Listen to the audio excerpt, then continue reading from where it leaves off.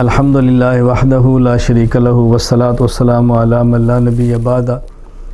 ابھی دورہ تحقیق المسائل کا سبق ہمارا چل رہا ہے، تو سبق کے دوران کچھ میسج چلے، کچھ ہمارے قریبی ساتھیوں نے اطلاعات دیں کہ ہندوستان میں گنگوہ میں ایک ادارہ جو حضرت مولانا رشید احمد گنگوہی نور اللہ مرقدہ کی طرف منسوب ہے، جامعہ اشرف العلوم رشیدی، وہاں کے شیخ الحدیث حضرت مولانا مفتی وسیم صاحب رحمہ اللہ تعالی، جو کئی سال تک مسلسل صحیح بخاری شریف اور دیگر احادیث کی کتب کا درس دیتے رہے ہیں، دیگر کتب کی تدریس فرماتے رہے ہیں، وہ بھی آج انتقال فرما گئے ہیں۔ انا للہ و انا الیہ راجعون۔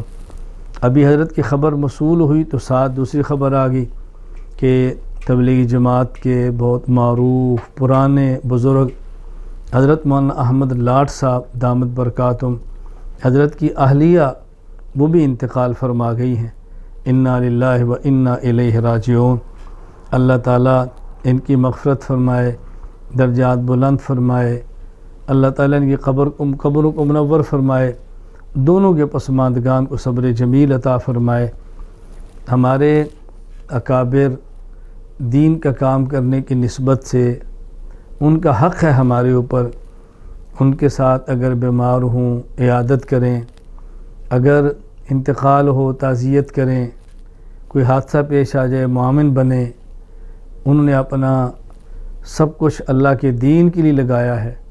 جو لوگ اپنا سب کچھ اللہ کے دین پر لگائیں تو ہمیں بھی ان کے ساتھ اس طرح ہمدردیاں، شفقت اور محبت کا تعلق رکھنا چاہیے۔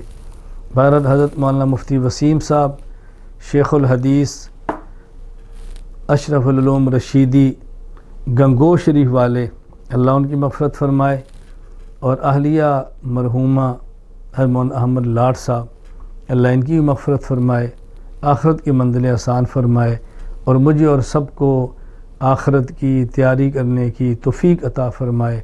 وآخر دعوانا ان الحمدللہ رب العالمین۔